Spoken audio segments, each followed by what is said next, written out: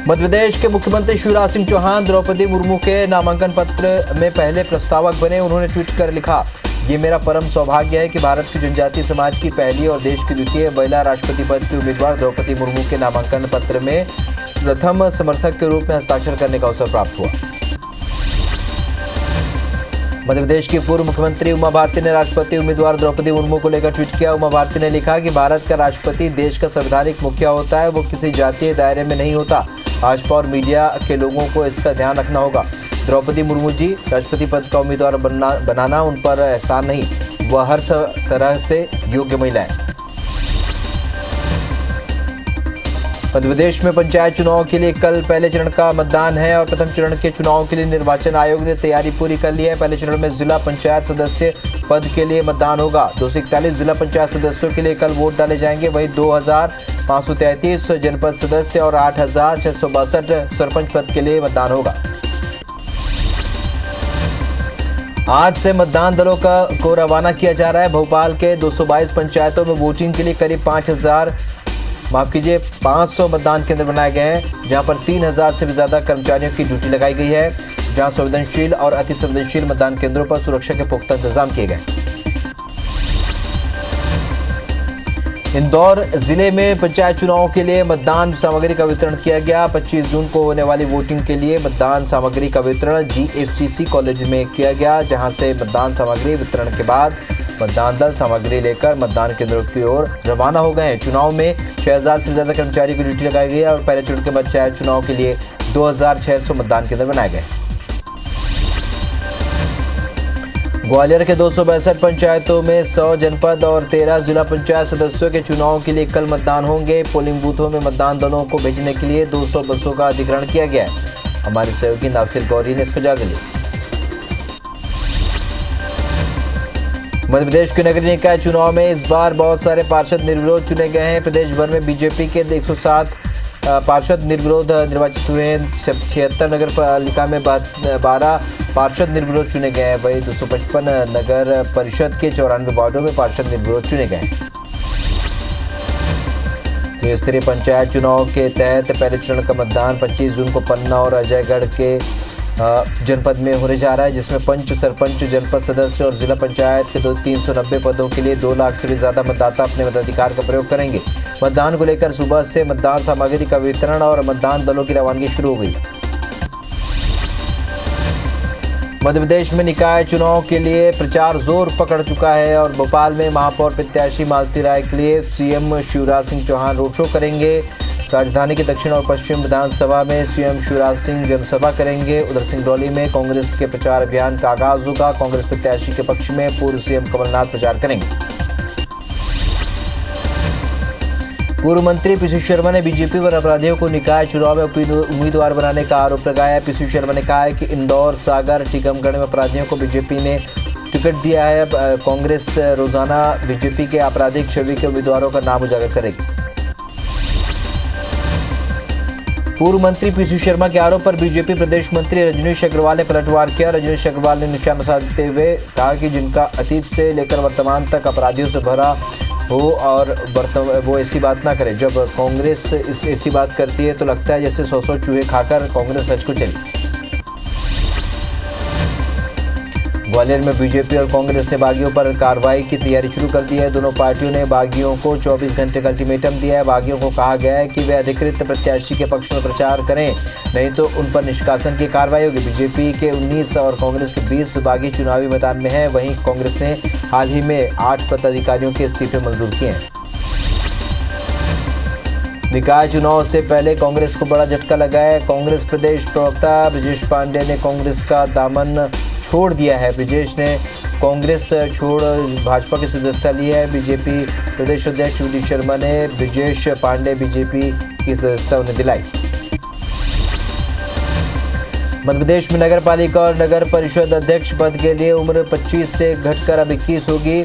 नगर पालिका अधिनियम 1961 की धारा 34 और 35 में बदलाव होगा। पदों पर अब प्रत्यक्ष प्रणाली से चुनाव के नियमों में संशोधन के लिए अध्यादेश लाया जाएगा। नगरीय विकास मंत्री भूपेंद्र सिंह को फाइल भेजी गई है। वहीं 1-2 दिन में अधिसूचना जारी हो जाएगी। देपालपुर के मतदान सामग्री वितरण केंद्र में लगाया गया डोम अचानक गिर गया। बारिश को देखते हुए डोम लगाया गया था, जिसके नीचे कई अधिकारी कर्मचारी बैठे हुए थे। राहत की बात यह है कि इस घटना में कोई भी कर्मचारी हताहत नहीं हुआ। बीजेपी प्रदेश अध्यक्ष वी डी शर्मा ने सिंगरौली में चुनावी जनसभा को संबोधित किया। इस दौरान उन्होंने भारतीय जनता पार्टी के सभी वार्ड पार्षद और महापौर के प्रत्याशी को इस बात का भरोसा दिया कि आप 51% वोट हर पोलिंग बूथ पर हासिल कीजिए। प्रधानमंत्री से लेकर बूथ कार्यकर्ता आपके साथ हैं। मध्य प्रदेश में बाल अधिकार संरक्षण आयोग एक नया तरीका प्रयोग करने जा रहा है। त्रिस्तरीय पंचायत चुनाव और निकाय चुनाव जीतने वाले प्रत्याशियों को नई जिम्मेदारी दी जाएगी। आयोग ने फैसला किया है कि जनप्रतिनिधि बच्चों की सुरक्षा की जिम्मेदारी लेंगे। प्रत्याशियों को जीत के प्रमाण पत्र के साथ बाल अधिकार सुरक्षा शपथ पत्र सौंपे जाएंगे। आयोग के सदस्य ब्रजेश चौहान ने बताया कि ग्रामों और शहरों में नाबालिग अपराध की तरफ बढ़ रहे हैं। जनप्रतिनिधि एक सामाजिक व्यक्ति हैं, जिनके नाते उनका कर्तव्य है कि वह बच्चों के अधिकारों और हितों की रक्षा करें। बच्चे इस देश का भविष्य ही नहीं बल्कि कल की नींव के पत्थर भी हैं और आने वाले समय में मतदाता भी बनेंगे। बच्चों की सुरक्षा की जिम्मेदारी हमें लेनी होगी। मध्य प्रदेश महिला आयोग के अध्यक्ष शोभा ओझा ने पद से इस्तीफा दे दिया है। शोभा ओझा ने सरकार पर गंभीर आरोप लगाए। उन्होंने कहा कि राज्य सरकार आयोग में उन्हें काम नहीं करने दे रही है। शोभा ओझा ने सरकार पर आरोप लगाते हुए कहा कि राज्य सरकार ने उनके अधिकार छीने हैं। ऑफिस में ताला लगाया गया है। सरकार हाईकोर्ट के निर्देशों का पालन नहीं कर रही है। कांग्रेस नेता दिग्विजय सिंह एक बार फिर विवादित वीडियो को लेकर सुर्खियों में आ गए हैं। दिग्विजय ने सावरकर पर विवादित वीडियो शेयर किया। वीडियो में कहा गया है कि विनायक दामोदर सावरकर ने एक ब्रिटिश महिला के साथ दुष्कर्म करने की कोशिश की थी। साथ ही सावरकर अंग्रेजों से 60 रुपए की पेंशन लिया करते थे। विवादित वीडियो पर बीजेपी के नेता विश्वास सारंग ने दिग्विजय पर हमला बोला।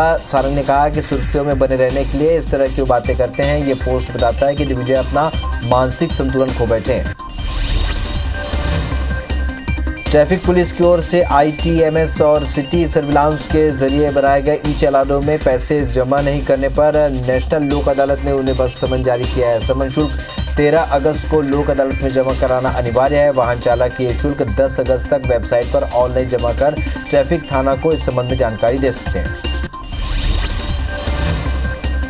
ग्वालियर पुलिस ने एक घर में छापेमार कार्रवाई करते हुए छिपाकर रखी हुई भारी मात्रा में अवैध शराब को जब्त किया है। पुलिस ने 5 लाख कीमत की 61 पेटी अवैध शराब बरामद की। हालांकि मकान मालिक पुलिस को देखकर फरार हो गया। पुलिस को शक है कि मकान मालिक पंचायत और नगरीय निकाय चुनाव में इस अवैध शराब को खपाने की तैयारी में था। पन्ना टाइगर रिजर्व में चालू वर्ष में 3 करोड़ 30 लाख रुपए की राजस्व वसूली हुई है, जो कि बीते साल की तुलना में 1 करोड़ से ज़्यादा है। टाइगर रिजर्व के क्षेत्र संचालक ने बताया कि राशि कोर एरिया मंडला, इनौता और बफर क्षेत्र के जीना अकोला में पर्यटकों की खरीदी गई टिकटों से अर्जित हुई है। रिजर्व में पर्यटकों की संख्या लगातार बढ़ रही है। ग्वालियर के होटल रमाया के संचालक रामनिवास शर्मा पर अपने नौकर के साथ मिलकर एक महिला से सामूहिक दुष्कर्म का मामला सामने आया। आरोप है कि महिला को नौकरी देने के बहाने भिंड से बुलाया, जहां दोनों ने महिला के साथ दुष्कर्म किया। वहीं शिकायत पर पुलिस ने नौकर को गिरफ्तार कर लिया, लेकिन होटल संचालक की तलाश की जा रही है।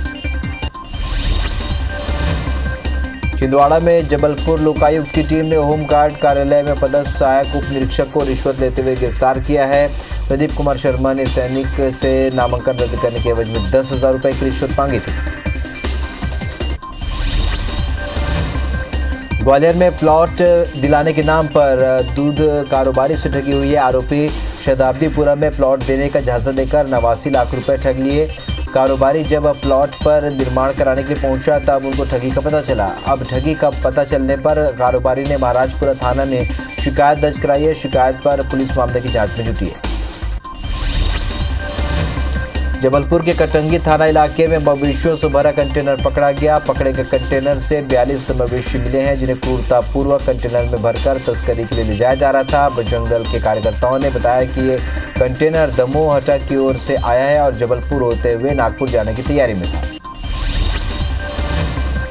ग्वालियर में फायरिंग करते बदमाशों का वीडियो सोशल मीडिया में वायरल हो रहा है। वीडियो में करीब 6 बदमाश एक घर को निशाना बनाते हुए फायरिंग और पत्थर फेंकते हुए नजर आ रहे हैं। ये वायरल वीडियो माधवगंज थाना क्षेत्र के पीतमपुर कॉलोनी का है। प्लॉट के सामने गाड़ी को रखने को लेकर हुए विवाद में बदमाशों ने फायरिंग की थी। पीड़ित ने इसकी शिकायत थाने में की। पन्ना में 3 नकाबपोश लुटेरों ने पेट्रोल पंप में लूट की वारदात को अंजाम दिया और कट्टे के दम पर 60,000 रुपये लूटकर फरार हो गए। घटना के बाद पुलिस ने सीसीटीवी की मदद से आरोपियों की पहचान जुटी हुई है, लेकिन अभी तक आरोपियों को पकड़ा नहीं जा सका। इंदौर से खंडवा जा रही यात्री बस सिमरोल के भैरव घाट पर हादसे का शिकार हो गई। हादसे में 6 लोगों की मौत हो गई और 25 से भी ज़्यादा यात्री घायल हो गए हैं। बताया जा रहा है कि इलाज के लिए इंदौर के MY अस्पताल के साथ कुछ निजी अस्पतालों में से भर्ती कराया गया। अस्पताल अधीक्षक के मुताबिक अब तक 10 घायल MY अस्पताल इलाज के लिए लाए गए हैं, जिनमें से 1 की मौत हो चुकी है। इंदौर के भेरू घाट बस हादसे में जान गंवाने वाले लोगों में छत्तीसगढ़ के यात्री भी शामिल है, जबकि 5 यात्रियों का इलाज जारी है। बस में सवार छत्तीसगढ़ के 6 यात्री वहीं छत्तीसगढ़ के स्वास्थ्य मंत्री ने MY अधीक्षक से चर्चा की है। साथ ही अफसरों को इंदौर के अधिकारियों से समन्वय स्थापित करने के निर्देश दिए हैं। 5 घायलों को आज इंदौर से बिलासपुर लाया जाएगा। शहडोल में ट्रेन की चपेट में आने से रेल क्षेत्रीय प्रबंधक की मौत हो गई। कटनी बिलासपुर मेमू ट्रेन की चपेट में आने से यह हादसा हुआ। दरअसल अमलाई स्टेशन के तीसरी लाइन में विद्युत का काम चल रहा था और इस दौरान वहां से गुजर रही मेमू ट्रेन की चपेट में क्षेत्रीय प्रबंधक आ गए, जहां पर मौके पर उनकी मौत हो गई।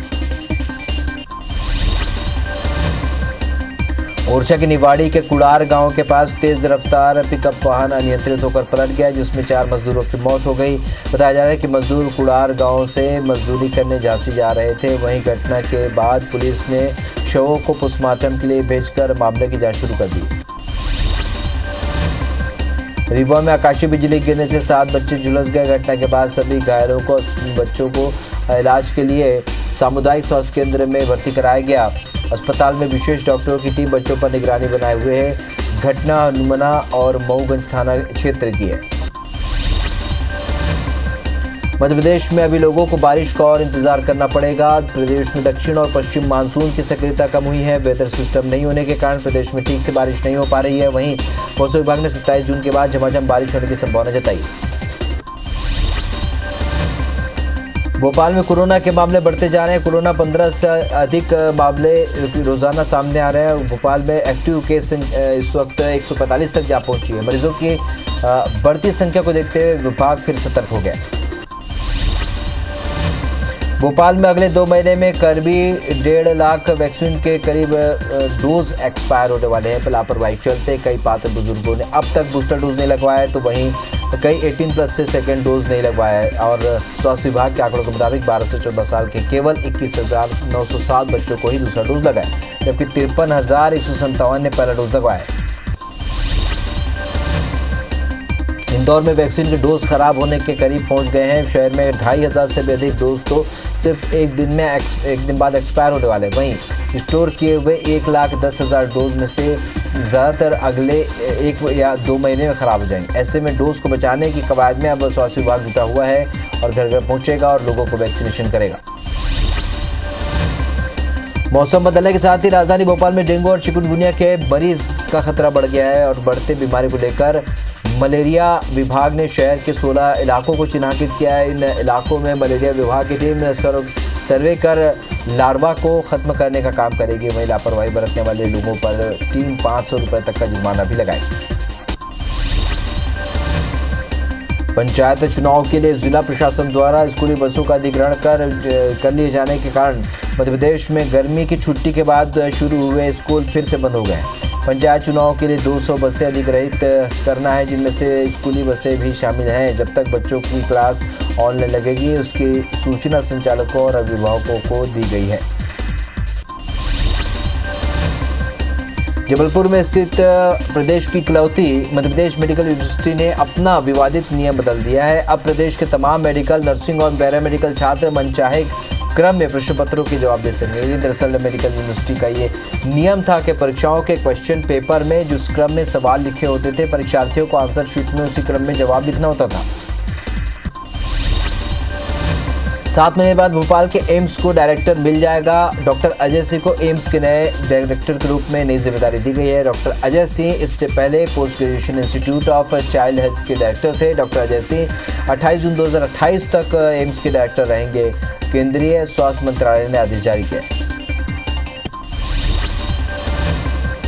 इंडियन रेलवे अपनी बरसों पुरानी समस्याओं को सुलझाने के लिए स्टार्टअप की मदद लेने जा रहा है। रेल मंत्रालय ने ट्रेन ऑपरेशन से जुड़ी 11 समस्याएं एक पोर्टल के जरिए देश के सामने रखी हैं, जिसे सुलझाने के लिए रेलवे ने स्टार्टअप कंपनियों से आवेदन मांगा है।